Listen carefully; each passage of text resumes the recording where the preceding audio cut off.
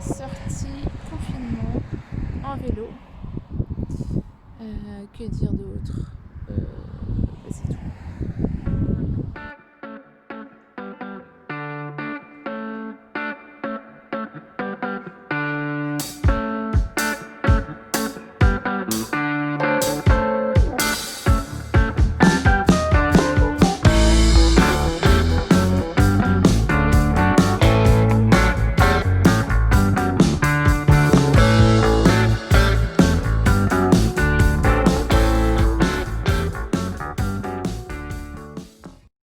Alors en ce moment, à l'approche des fêtes, je continue un peu la promo des notebooks que j'ai fait imprimer cet été avec l'imprimeur du village d'à côté.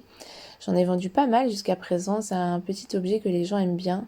C'est donc un carnet avec 70 pages blanches, l'adresse de mon site et de l'imprimeur à l'intérieur. Et il y a 4 modèles différents avec à chaque fois une de mes peintures en couverture et son titre. Voilà, ça me donne envie de développer peut-être une autre gamme de petits objets comme ça, utiles, créés à partir de mes tableaux. Voilà, je suis en train d'y réfléchir. Alors cette semaine aussi, je suis super contente parce que j'ai fait la connaissance d'une auto-entrepreneuse du coin qui vient de créer son activité de vente à distance de pots de légumes lacto-fermentés.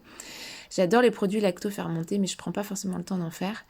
Et donc je me suis fait livrer ce pot chez moi.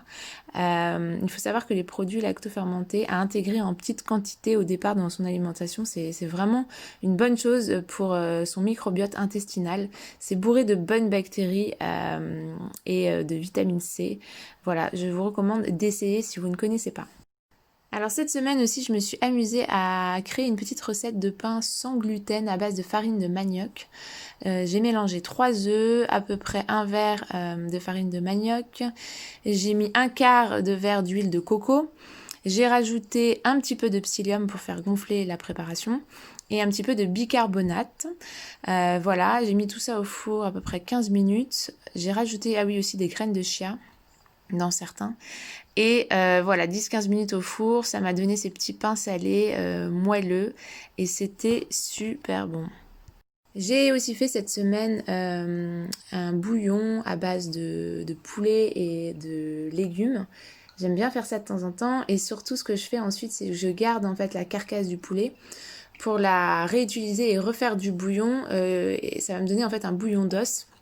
Vous pouvez regarder sur internet, le bouillon d'os c'est super bon pour le système immunitaire de manière générale. Il faut savoir que le cartilage des os en fait c'est riche en glucosamine et en collagène, indispensable pour nourrir notre microbiote intestinal. Ça renforce la minéralisation osseuse, ça régénère la peau, c'est super bien pour les problèmes de côlon irritable, dysbiose intestinale, enfin bref. Ça renforce notre système immunitaire de manière générale, le bouillon d'os. Je vous le recommande si vous ne connaissez pas, en plus c'est délicieux. Alors cette semaine aussi, petit repas de fête partagé avec mes parents. Je suis allée acheter des truites saumonées des Vosges dans la coopérative du coin, la coopérative au plat. Je les ai faites cuire dans des échalotes, oignons, huile d'olive et du gros sel. J'ai fait une poêlée de chou-fleur, poireaux, oignons, olives, revenus dans un peu d'eau et de l'huile de noix de coco. C'était délicieux. Avec, à la vapeur, j'ai fait cuire des patates douces et des patates normales parce que mon papa n'aime pas le goût de la patate douce. Ça nous a donné ce plat. Alors je suis désolée pour les âmes sensibles ou les végétariens. Alors moi ça me dérange pas du tout d'avoir la tête du poisson dans mon assiette, mais en même temps, voilà, c'est un peu la réalité de ce que j'ai mangé. Hein. Bon, je n'ai pas mangé la tête, hein, je n'ai pas mangé la tête du poisson. On a mangé aussi un peu de fromage. Alors moi c'est rare que j'en mange, mais j'aime bien manger de temps en temps. Mais alors j'essaye de prendre du fromage au lait cru.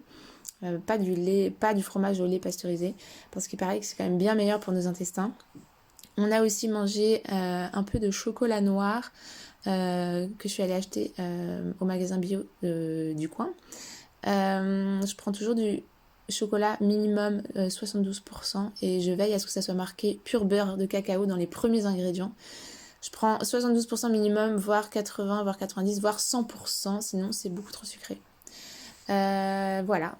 Eh bien, je vous laisse avec ces belles images de ma région alsacienne.